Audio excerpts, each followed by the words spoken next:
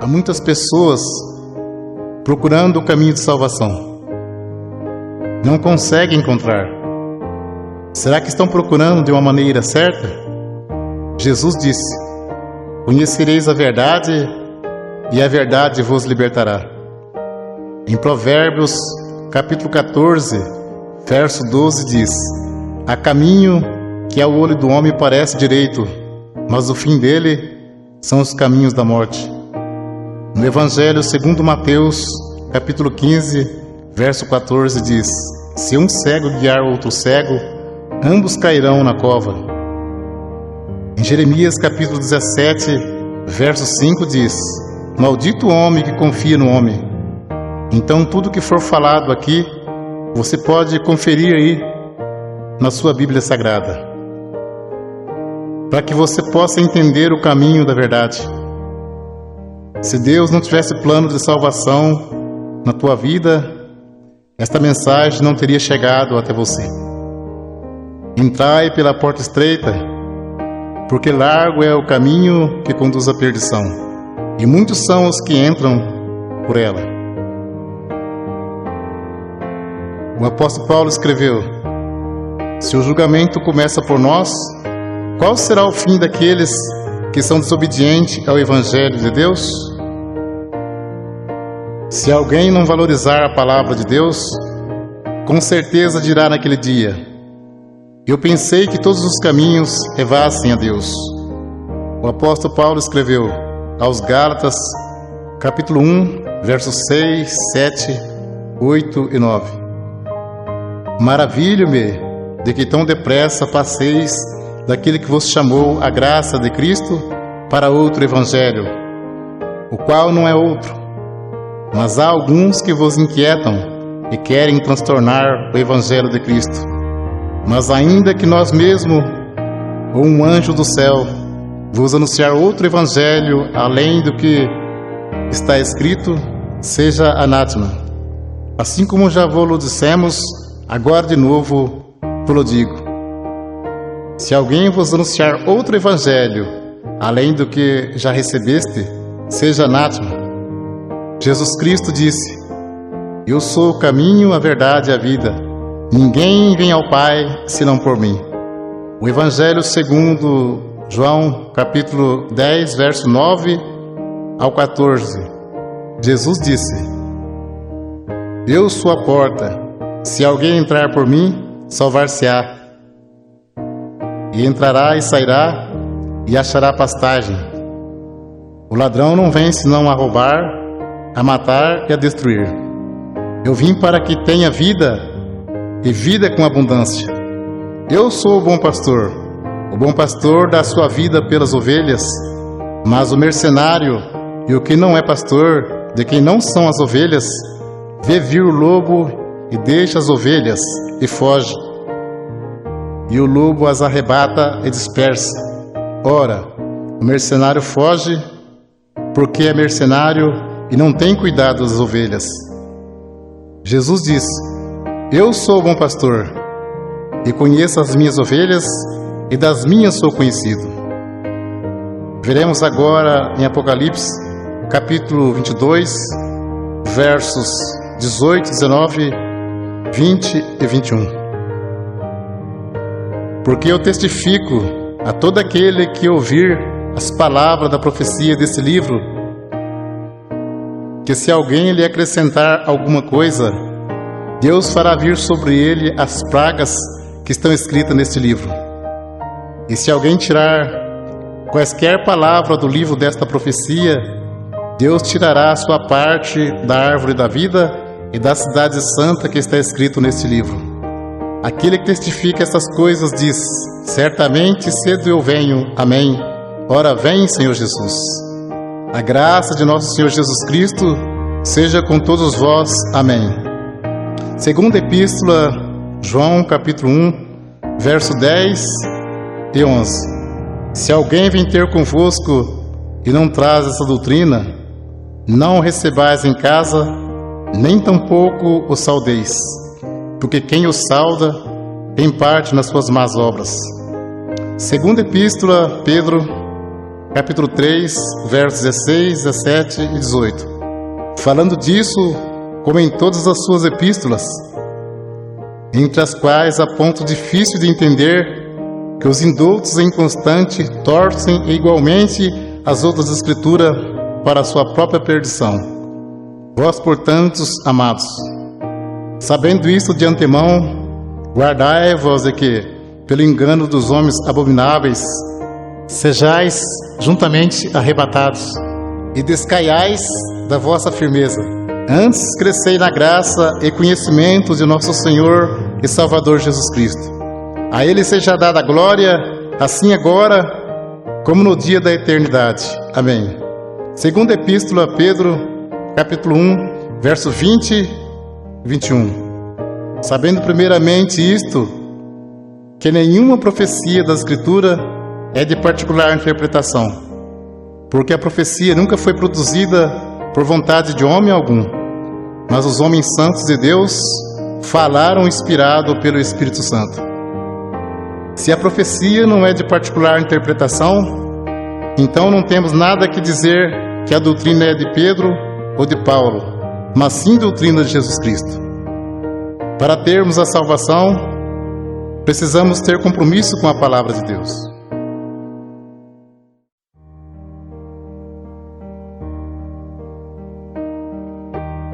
Vamos ver o batismo verdadeiro aos Efésios, capítulo 4, verso 4, 5, 6 e 7. Há um só corpo e um só Espírito, como também foste chamados em uma só esperança da vossa vocação. Um só Senhor, uma só fé, um só batismo, um só Deus e Pai de todos, o qual é sobre todos e para todos e em todos. Mas a graça foi dada a cada um de nós, segundo a medida do dom de Cristo. Batismo tem muitos, mas de acordo com a Bíblia, é só um. Vamos ver qual é o verdadeiro. Segundo Marcos, capítulo 16, verso 15, 16 e 17. Jesus disse: Ide por todo mundo, pregai o Evangelho a toda criatura. Quem crer e for batizado será salvo, mas quem não crer será condenado. E estes sinais seguirão aos que crerem em meu nome. Expulsarão os demônios, falarão novas línguas, pegarão nas serpentes, e se beberem alguma coisa mortífera, não lhes fará dano algum. E porão as mãos sobre os enfermos e os curarão. Ora, o Senhor, depois de lhes ter falado, foi recebido no céu e assentou-se à direita de Deus. E eles, tendo partido, pregaram por todas as partes, cooperando com eles o Senhor e confirmando a palavra com sinais que se seguiram. Amém. Evangelho segundo João, capítulo 3, verso 3 ao 7. Jesus respondeu e disse-lhe: na verdade te digo, que aquele que não nascer de novo não pode ver o reino de Deus. Disse-lhe Nicodemos: como pode um homem nascer sendo velho? Porventura pode tornar a entrar no ventre de sua mãe e nascer? Jesus respondeu: na verdade te digo, que aquele que não nascer da água e do Espírito não pode entrar no reino de Deus. O que é nascido da carne é carne, e o que é nascido do Espírito é Espírito. Não te maravilhes de ter dito: necessário vos é nascer de novo. O novo nascimento e a regeneração só se recebe pela fé em Jesus Cristo, que pelo nosso pecado foi entregue e ressuscitou para nossa justificação. Vamos ler agora quais palavras faladas no batismo, de acordo com a palavra de Deus.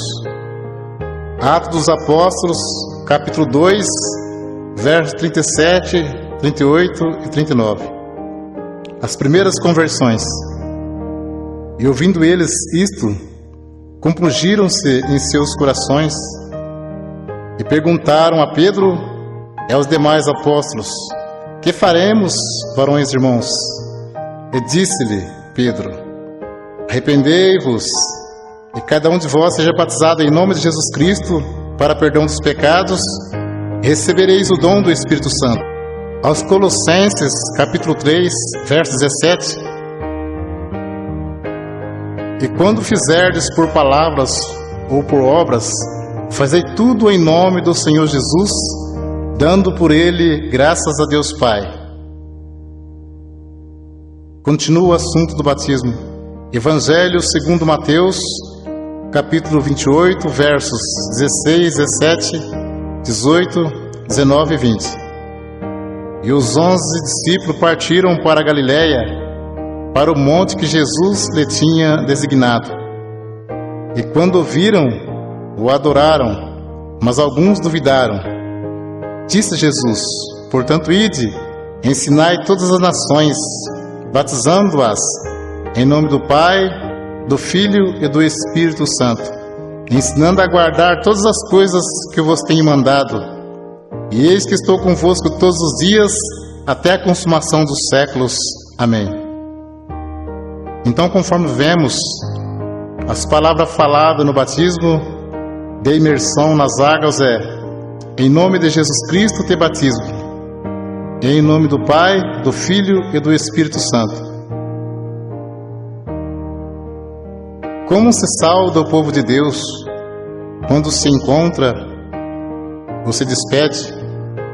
Aos Colossenses, capítulo 3, verso 15: e a paz de Deus, para a qual também foste chamados em um corpo, domine em vossos corações e sede agradecidos.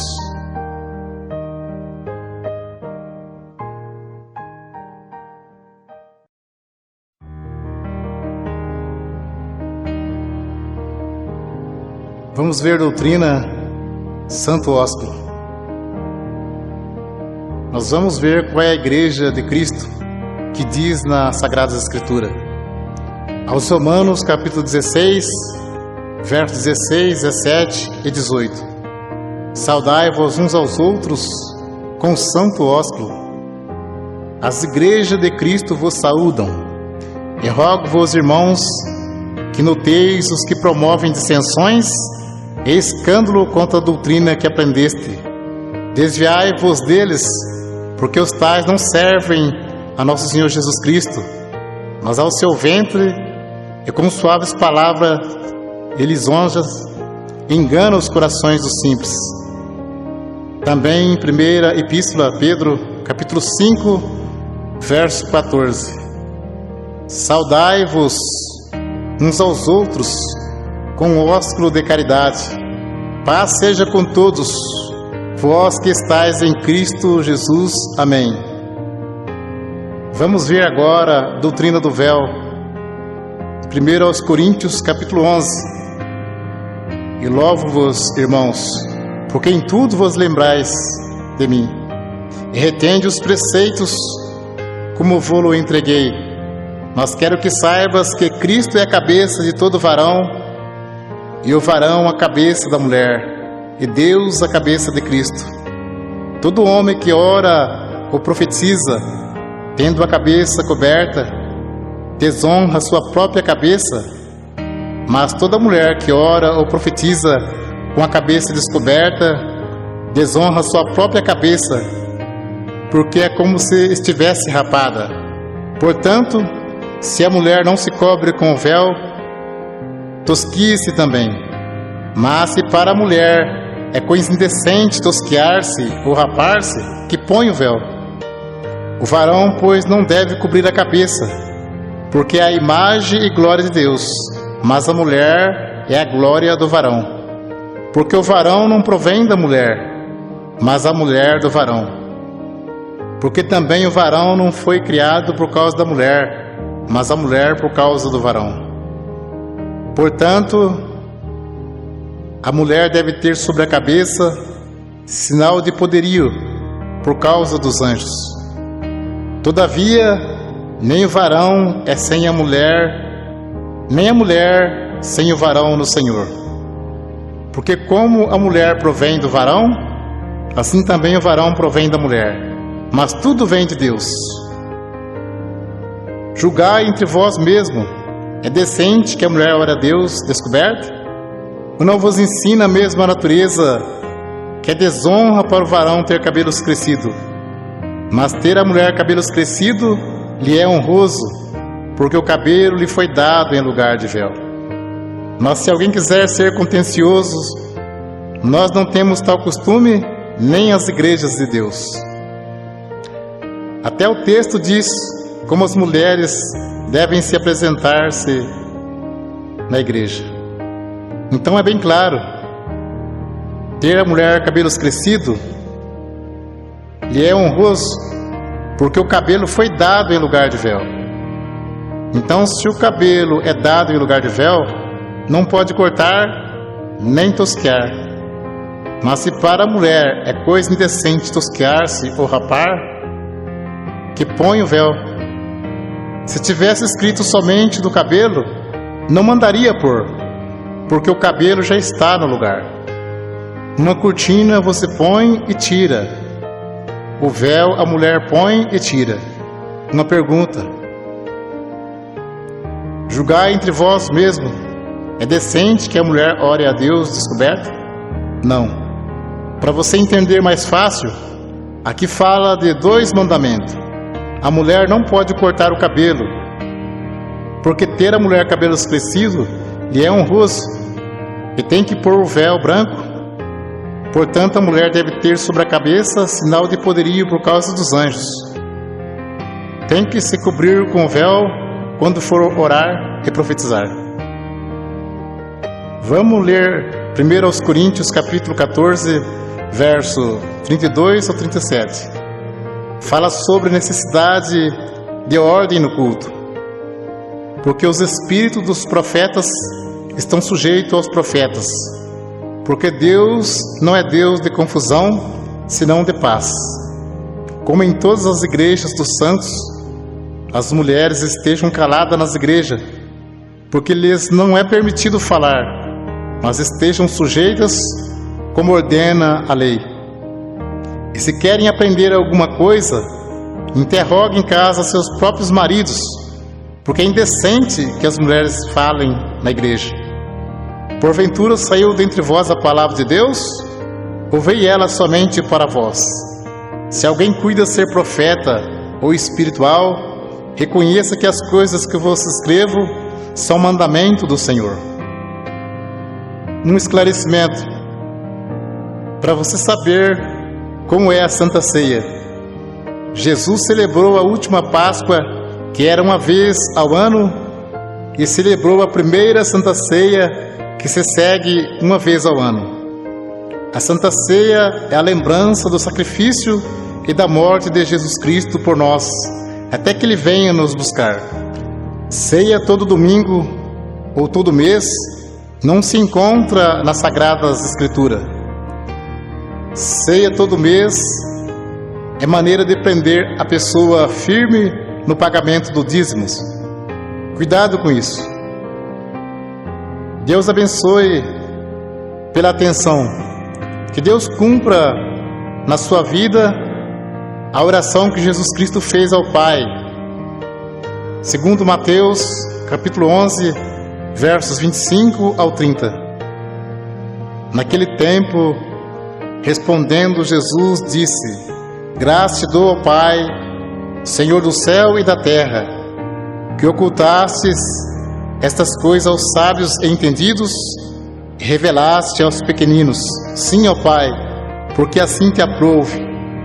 Todas as coisas me foram entregues por meu Pai, e ninguém conhece o Filho senão o Pai, e ninguém conhece o Pai senão o Filho, e aquele a quem o Filho quiser revelar. Vinde a mim, todos que estáis cansados e oprimidos, eu vos aliviarei. Tomai sobre vós o meu jugo e aprendei de mim, que sou manso e humilde de coração, e encontrarei descanso para as vossas almas, porque o meu jugo é suave e o meu fardo é leve.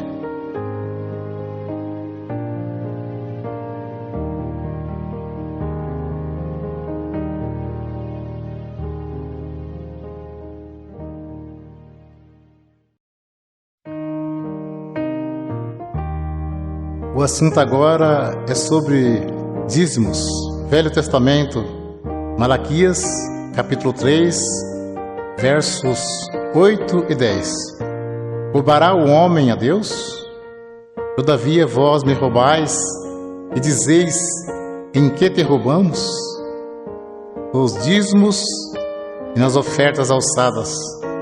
Trazei todos os dízimos à casa do tesouro, para que haja mantimento na minha casa. E depois fazer prova de mim, diz o Senhor dos Exércitos, se eu não vos abrir as janelas do céu e não derramar sobre vós uma benção tal, que dela vos advenha a maior abastança. Alguém levava um animal perfeito e o sacerdote negociava o animal perfeito e sacrificava um animal imperfeito no lugar. Nisso que eles estavam roubando a Deus. Digo sempre, Deus não usa dinheiro. Coleta é para o próprio bem do povo de Deus. Se Deus não abrisse as janelas do céu e não mandasse chuva, a terra não produzia alimento. As tribos de Israel receberam herança, menos a tribo sacerdotal, que era a tribo dos levitas. Eles não receberam herança, então eles recebiam parte do dízimos para se manter. Por isso que dizia, trazer os dízimos para que haja mantimento na casa do tesouro. Não se tratava de dinheiro, mas de mantimento. Não há mais casa do tesouro. Jesus disse, minha casa é chamada por todas as nações casa de oração. Evangelho segundo Mateus, capítulo 10, versos 5 ao 10. Jesus enviou esses 12, ele ordenou dizendo, não ireis pelo caminho das gentes, nem entreis em cidade de samaritanos, mas ide diante as ovelhas perdidas da casa de Israel. E indo pregai, dizendo, é chegado o reino dos céus. Curai os enfermos, limpai os leprosos, ressuscitai os mortos, expulsai os demônios, de graça recebestes, de graça dai. Não possuai ouro, nem prata, nem cobre em vossos cintos, porque digno é o operário do seu salário. Nem alforje para o caminho, nem 2 túnicas, nem alparcas, nem bordão, porque digno é o operário do seu alimento. Podemos cumprir com alegria a missão de anunciar o Evangelho da graça. Jesus já pagou a nossa salvação com o precioso sangue que ele derramou no duro madeiro da cruz. Enviando o apóstolo disse, de graça recebeste, de graça dai. Não precisa explorar ninguém. A parte material, Deus tudo provê na nossa vida. Jesus Cristo, sendo Filho de Deus, não poderia vir desfazendo a lei de Deus. Tanto é que ele foi circuncidado ao 8º dia, segundo o uso da lei. Foi levado ao templo para ser consagrado, segundo o uso da lei. E cumpriu celebrando a última Páscoa. Então ele cumpriu a lei e trouxe a graça. A lei e os profetas duraram até João. A graça e a verdade vieram por Jesus Cristo. Hebreus capítulo 7, verso 9, 18 e 19. E para assim dizer, por meio de Abraão até Levi, que recebe dízimos, pagou dízimos, porque o precedente mandamento é abrogado por causa da sua fraqueza e inutilidade.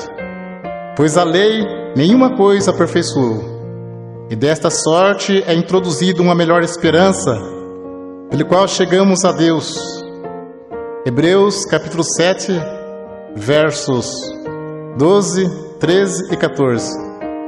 Porque mudando o seu sacerdócio, necessariamente se faz também mudança da lei.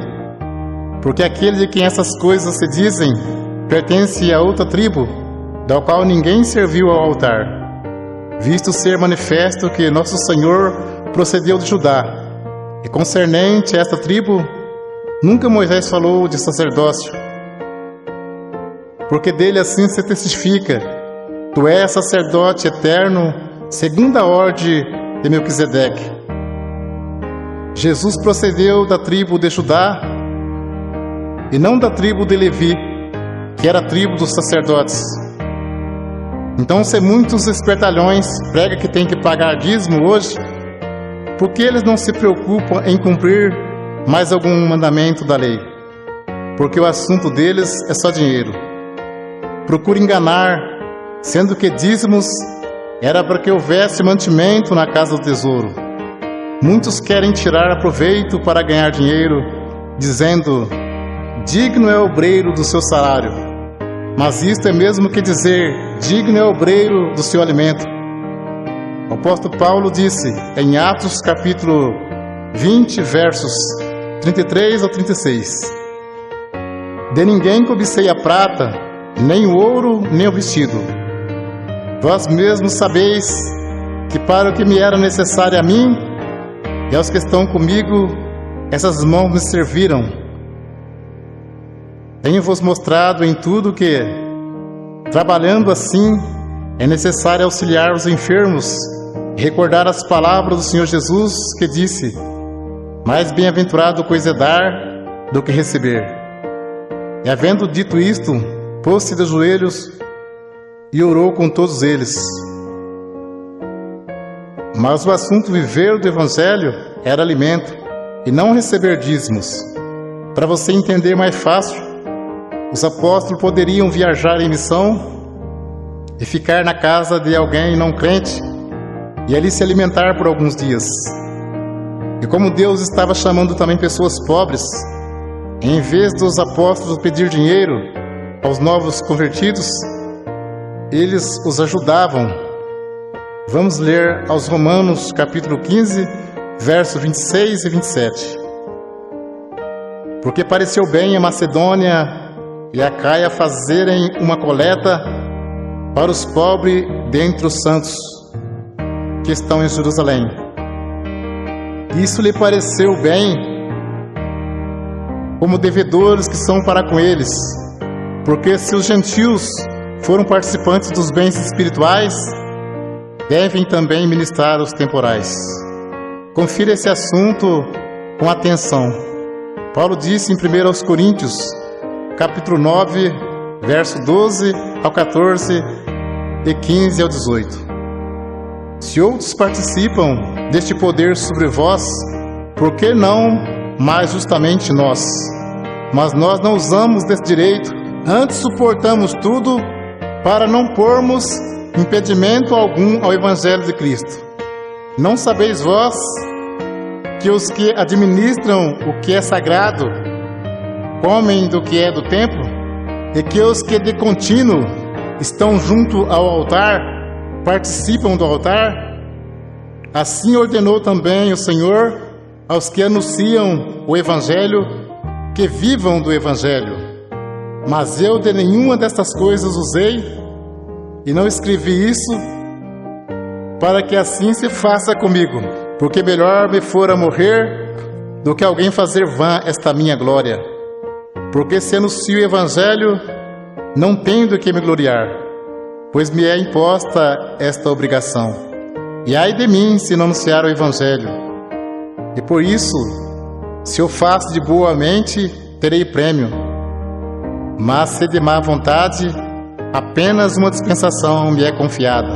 Logo, que prêmio tenho que, evangelizando, proponha de graça o Evangelho de Jesus Cristo, para não abusar do meu poder no Evangelho. E Paulo disse: outras igrejas despojei, deixando de receber salário, para vos anunciar de graça o Evangelho de Jesus Cristo.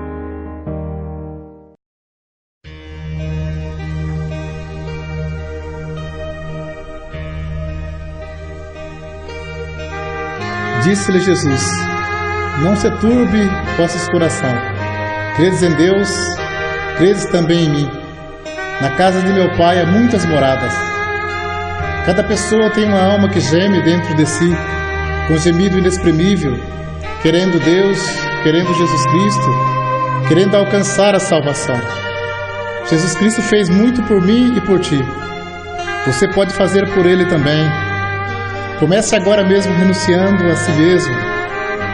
Disse-lhe Jesus: vinde a mim, todos que estáis cansados e oprimidos, e eu vos aliviarei. Tomai sobre vós o meu jugo, e aprendei de mim, que sou manso e humilde de coração. E encontrareis descanso para vossas almas, porque o meu jugo é suave e meu fardo é leve. Já é hora de dizer basta nessa sua vida de tristeza, de angústia. Chega de sofrer, chega de chorar. Deixa as ilusões deste mundo. Jesus Cristo está voltando. As profecias estão se cumprindo. Ele já está às portas para buscar a sua igreja. Para quem está esperando, será um dia de luz, de grande luz. Mas para quem não está esperando, será um dia de trevas e densas trevas. E você ainda não despertou? Não percebeu o motivo da tua tristeza? Esse vazio no seu coração, na sua alma? Não queira você rejeitar a salvação de Deus. O mundo passa e as suas ilusões também, mas quem crer viverá eternamente.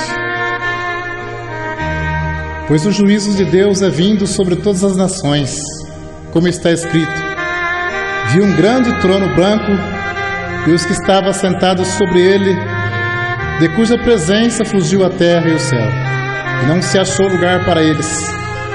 E vi os mortos, grandes e pequenos, que estavam diante do trono, e abriram os seus livros, e abriu-se outro livro, que é o da vida. E os mortos foram julgados pelas coisas escritas no livro, segundo as suas obras. A alma exclama: ó estranha presunção! Troquei a paz e a felicidade pela infâmia e desespero. Ao mesmo tempo em que Deus é para o ímpio um fogo consumidor, é para o seu povo tanto sol como escudo. O onisciente é zeloso da sua lei, e que de nenhuma maneira terá por inocente o culpado. Exercite-se na caridade e ouvirás de Cristo. Quando fizeste a um desses meus pequenininhos irmãos, a mim eu fizeste. O mundo ímpio todo acha-se em julgamento perante o tribunal de Deus. Quantas vezes foi ouvida aquela voz magnífica: convertei-vos dos vossos maus caminhos, pois por que razão morrereis? O destino de todos terá sido decidido, ou para a vida ou para a morte. Será também a vinda do Filho do Homem, silenciosamente, despercebida. Vigiai, pois, para que de improviso não vos ache dormindo. Muitos, cansando-se de vigiar, envolvem as atrações do mundo. Disse-lhe Jesus: clamei e vós recusaste, porque estendi a minha mão e não houve quem desse atenção. Antes rejeitaste todo o meu conselho e não quiseste a minha repreensão. Quantas advertências desprezadas, quantos convites recusados, mas aceite agora o convite ao banquete do perdão. Jesus quer te salvar. Ele suportou tantas as coisas por mim e por ti. Coroa tão cruel, grandes carnos, os cravos e o fel, por nós também na cruz Ele pagou. Mas ao terceiro dia, Deus o ressuscitou triunfante. Disse-lhe: é-me dado todo o poder no céu e na terra.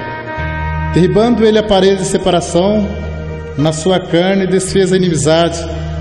Isto é a lei dos mandamentos, que consistia em ordenância, para criar em si mesmo dos dois um novo homem, fazendo a paz. Ao que está sentado sobre o trono e ao Cordeiro seja dada ações de graça e honra, e glória e poder para todos sempre. Amém.